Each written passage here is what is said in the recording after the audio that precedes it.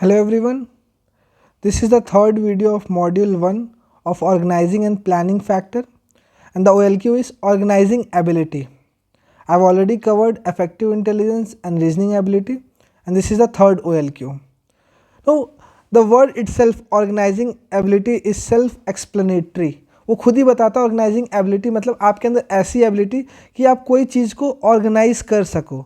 Organise मतलब कैसे organise करोगे, या तो आप एज ए टीम किसी चीज़ को ऑर्गेनाइज कर रहे हो या फिर इंडिविजुअली आप कैसे किसी चीज़ को ऑर्गेनाइज करते हो, कैसे आप किसी चीज़ को कंडक्ट करते हो। इससे बहुत सारी चीज़ें आपकी समझ में आती हैं। आप कैसे अपने रिसोर्सेज को अच्छे से यूज़ करते हो, आप कैसे एक टास्क को अलग अलग टीम्स में डिवाइड करते हो। ये सारी एबिलिटीज़, ये सारी चीज़ें आप कैसे सीखते हो ऑर्गेनाइजिंग एबिलिटी से। ये भी OLQ एक बहुत इंपॉर्टेंट OLQ है। Even all 15 OLQs are important, but हाँ ऑर्गेनाइजिंग एबिलिटी भी उसमें से एक इम्पॉर्टेंट है। Now let's see the definition. It is the ability of to use the resources systematically to produce effective results. मतलब अब इसमें दो कीवर्ड हैं, रिसोर्स और इफेक्टिव रिजल्ट। इन दो चीज़ पर ही ऑर्गेनाइजिंग एबिलिटी डिपेंड करती है। मतलब कोई भी चीज़ कोई ऑर्गेनाइज करता है तो किस दो चीज़ पे फोकस होता है, result and the resources. For example अगर आपके घर में कोई शादी है, आप क्या करते हो? आज के टाइम मोस्टली लोग इवेंट मैनेजर्स को दे देते हैं। वो आप और किन दो चीज़ों पे फोकस करते हो? अगर आप एक ऑर्गेनाइज़र को आपको चूज़ करना है, कोई ऑर्गेनाइज़र है, आप उसको किस बेसिस पे चूज़ करते हो? मेन कॉस्ट कम हो, मतलब रिसोर्सेज कम यूज़ करे। सेकेंड, रिजल्ट अच्छा दे। Obviously in the same way this organiser is what your organising ability. तो आप भी एक अच्छी ऑर्गेनाइजिंग एबिलिटी आपके अंदर कब आएगी? जब आप कम रिसोर्सेज का यूज़ करके अच्छा इफेक्टिव रिजल्ट प्रोड्यूस करोगे। Now what the assessors will look for? Assessors are interested in seeing how you use the various resources to produce result. मतलब जो भी आपके सामने वहाँ पे रिसोर्सेस रहेंगे, आप उनका कैसे यूज़ करके बेस्ट रिजल्ट देते हो, बाकियों से अच्छा रिजल्ट कैसे देते हो। Again I will tell the same thing.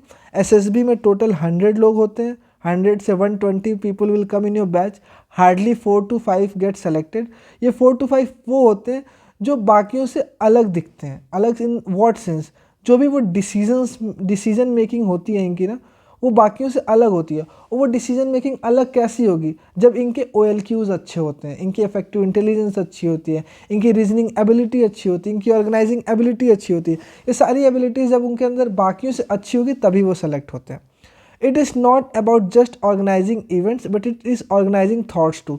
लोग कई बार इस OLQ को ये समझते हैं ऑर्गेनाइजिंग एबिलिटी मतलब कोई इवेंट कराना, कोई चीज़ें कंडक्ट कराना। No friends, it's not just about organising some event, it is about organising your thoughts. For example अगर आपसे मैं कुछ भी पूछूं या कोई क्वेश्चन पूछूं, तो आप रादर देन ट्राइंग टू होता ना इधर उधर की बातें करना, you come to the point. कैसे आप उस चीज़ को एक्सप्रेस करोगे, मतलब अपने थॉट प्रोसेस को कैसे चैनलाइज करोगे। हाँ, I speak on this first, then this, then this. You organise that thing inside your head.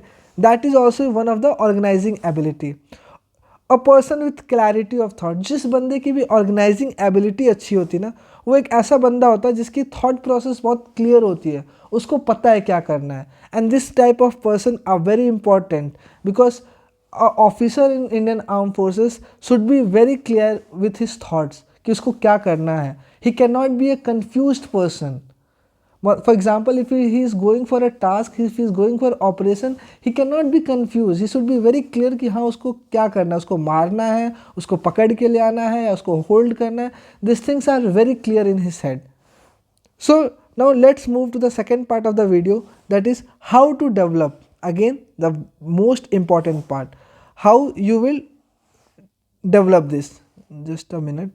Okay, हाँ. How you are going to develop this thing.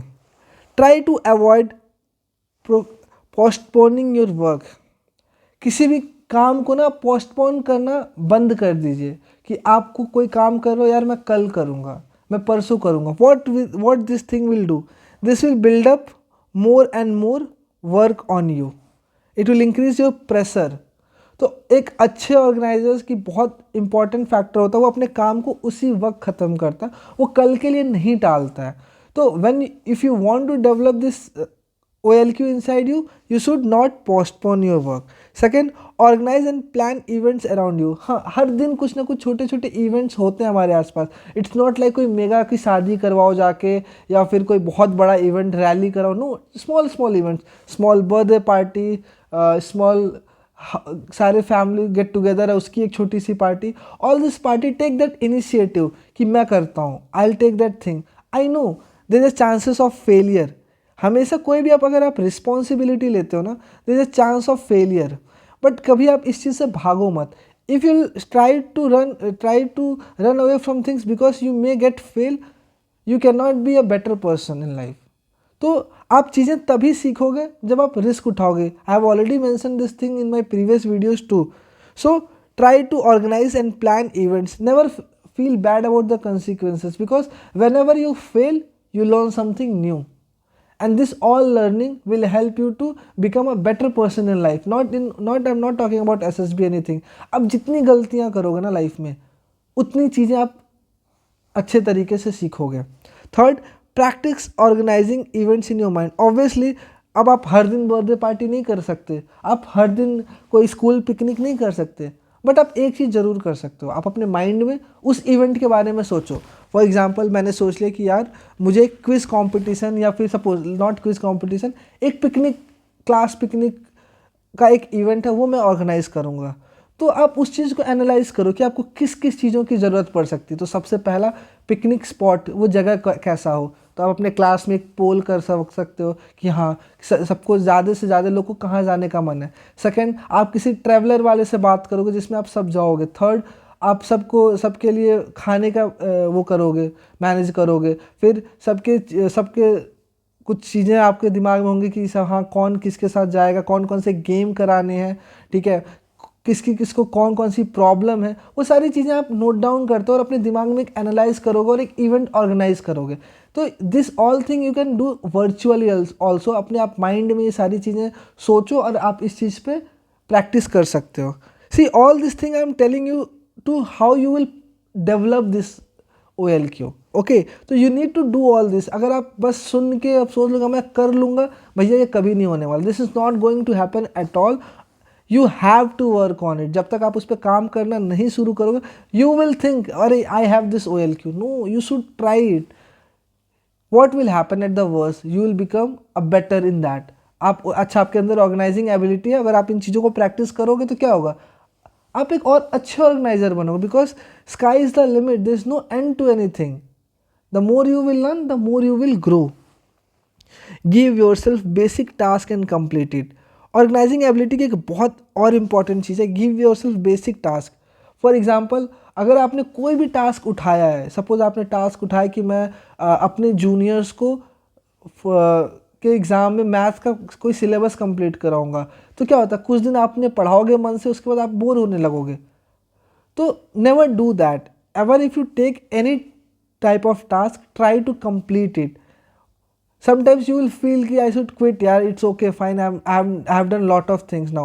No, whenever you take a task, try to complete it. It's also a very important characteristics of an officer कि कोई भी task या कोई भी work उसको मिले, वो उस चीज़ को कंप्लीट करे. He should not leave it in between. हमारे साथ होता है, हम बीच में बोर हो जाते हैं. फॉर एग्जांपल कई बार ऐसा होता है, स्पेशली न्यू ईयर में, कि भाई अब तो हम सुबह उठेंगे और एक्सरसाइज करेंगे और I will do this is my resolution, I will follow this. Hardly 1 week 2 week हम करते हैं, then we stop doing that. We take a task and then we leave it. No, we should not do that. If we start taking small task and try to complete it, और वो complete करने के बाद जो happiness होती है ना, जो सेटिस्फैक्शन होता है ना, दैट इज़ ऑल्सो अनकम्पेरेबल. वो बहुत अच्छा होता है. तो try to get that addicted with that feeling of completing of task. Practice extempore. Why I'm saying this practicing of extempore? Because I mentioned in the earlier part of the video, it is not just organizing of events, it is organizing of thoughts only. And extempore is the best way to organize your thoughts. For example, आप कोई भी topic लोगे तो आप उसके बारे में बोलना कैसा, आप उसके बारे में एक फ्रेमवर्क क्रिएट करोगे अपने दिमाग में. पहले मैं इंट्रो दूंगा, फिर उसकी बॉडी में ये कवर करूंगा, फिर मैं कंक्लूड करूंगा. तो this way you organise that thing. तो in this way also you develop that OLQ.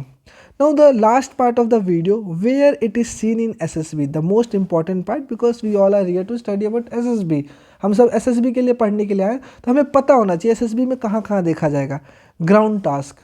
Obviously your organizing ability will be seen the most in ground task, because वहाँ पे आपको कमांड टास्क होगा, आपको टीम टास्क दिया जाएगा, and you will have some individual task. तो सारी चीज़ों में आपकी ऑर्गेनाइजिंग एबिलिटी को ही चेक किया जाएगा. फिर देर माइट बी चांसेस कि GTO आपको कोई छोटा सा टास्क दे, टू सम वर्क दे, कोई पेपर वर्क दे. Try to do it efficiently, because again that is something, it is given to you and it is just believed in you that कि तुम आपकी ऑर्गेनाइजिंग एबिलिटी अच्छी है. Second, your PPDT. Have you seen this PPDT is coming in almost everything? Because that's why it is in the screening. Screening में almost they want to check everything, all type of characters, which they will be checking in detail in all this left 4 days. इसीलिए PPDT में almost आपको सब कुछ use होगा. Organising ability, again आप narrate कैसे करते हो अपनी स्टोरी को, तो जो नरेशन दोगे तो आप कैसे उस चीज़ों को, थॉट प्रोसेस को आप कैसे ऑर्गेनाइज करते हो, अपनी स्टोरी को ऑर्गेनाइज करते हो, that comes in PPDT. Lecturette, again I told you about the extempore. आपको कोई टॉपिक दिया जाएगा, आप बोलते हो, आपको पहले से प्रिपेयर्ड नहीं रहते हो, आप उसी टाइम पे अपने थॉट्स को ऑर्गेनाइज करते हो. Again your organising ability will help you to give a good lecturette. Group planning exercise, again you will have to organise your team. वहाँ पे कोई आपके पास 4-5 टास्क होंगे, आपके पास 4-5 लोग होंगे, then you divide that work into team, you organise the thing. Again that organising ability is used. So that's all from this part of the video. Thank you.